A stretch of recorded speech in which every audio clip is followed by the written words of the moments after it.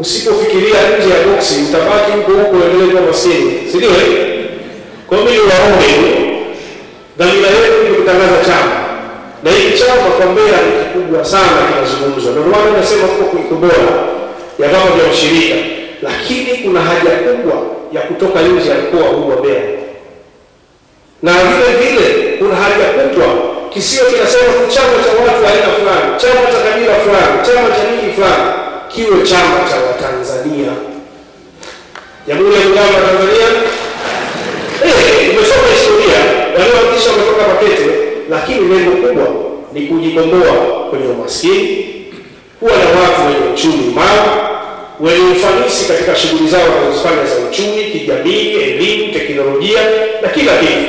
Na ndio maana tunasema maisha ya sasa, kama wewe unasoma, hakikisha watoto wako na kizazi chako kinachokuja wote wapate elimu. Na mimi wapongeze ndugu zangu kutoka mkoa wa Njombe, Iringa, mkoa hii ya Kenya na Juu Kusini. Hatukusoma sisi inawezekana, lakini leo hii tunasomesha sana watoto wetu.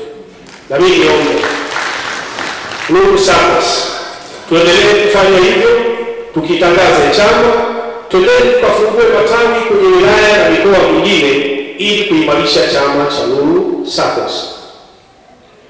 Na niwaombe elimu hii sio kwa wale watumishi tu.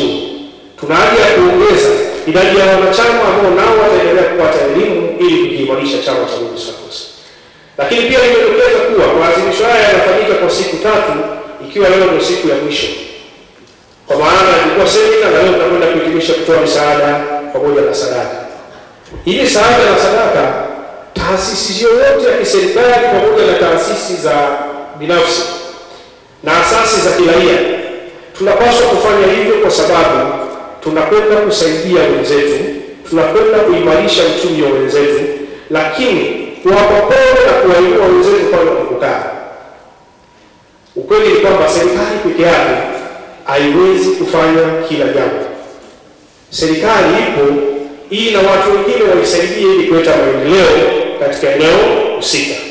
Na Nuru SACCOS leo tunachokwenda kukifanya ni kuwainua watu ambao wana hali ngumu, lakini kuwapa pole watu wenye hali ngumu, na kuwafanya watu wafurahi pale walipo kwa yale ambao wanakwenda kufanya leo.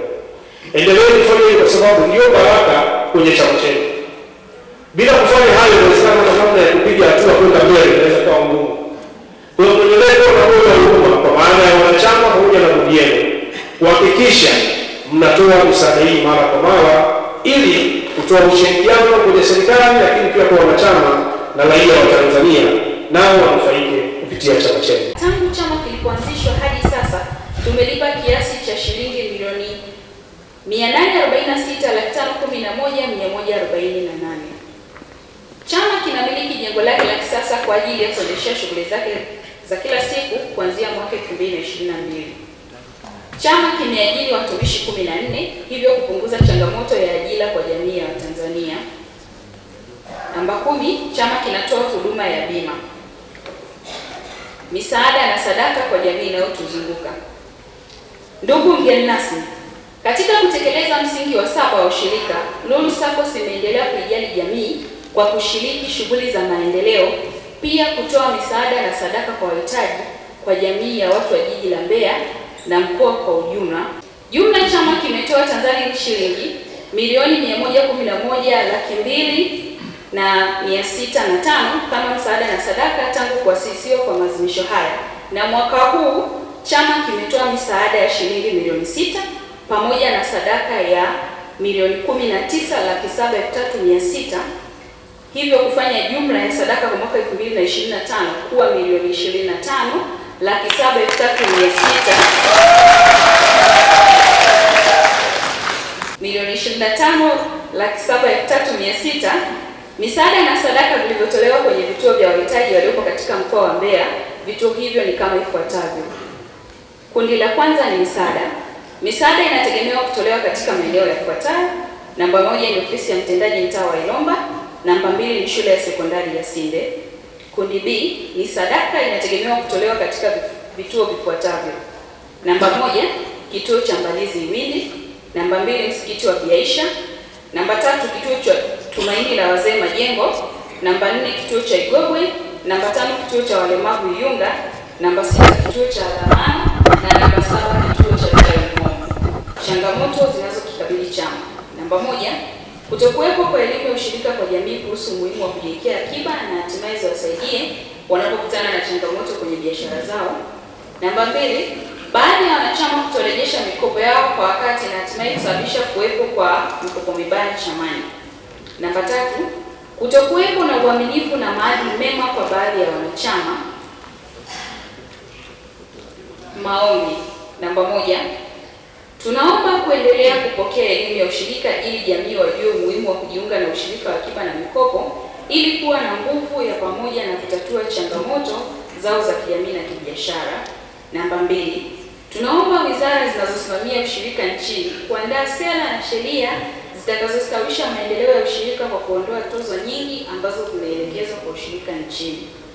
Cha kwanza niseme kwamba leo tunahitimisha maadhimisho ya 11 wa wiki ya lulu kwa mwaka 2025. Na maadhimisho haya yanahitimishwa kwa kwenda kutoa misaada na sadaka. Misaada imeelekezwa kwenye shule ya sekondari ya Sinde ambayo inamilikiwa na serikali. Alafu kuna ofisi ya mtendaji kata ya Ilomba ambako tunapeleka misaada hiyo. Lakini sadaka zimeelekezwa kwenye makundi maalum ambayo kuna vituo 8. Vituo hivyo ni vituo ambavyo vinamilikiwa na makanisa na kituo kimoja kinamilikiwa na Jumuiya ya Kiislamu Tanzania, na lengo la kupeleka misaada hiyo au pamoja na sadaka ni kuhakikisha kwamba kama wana ushirika tuna misingi 7 ya ushirika na msingi wa 7 unatutaka tuijali jamii. Kwa hiyo kile ambacho wana ushirika tumepata, wana ushirika wa chama cha akiba na mikopo lulu tunarudisha kwa jamii, na hilo ndo jukumu ambalo tumelifanya leo na tunaenda kulifanya. Lakini kwa jioni tutahitimisha maadhimisho yetu kwa kutoa tuzo kwenye makundi ya wanachama ambao wamefanya vizuri kwenye chama chetu.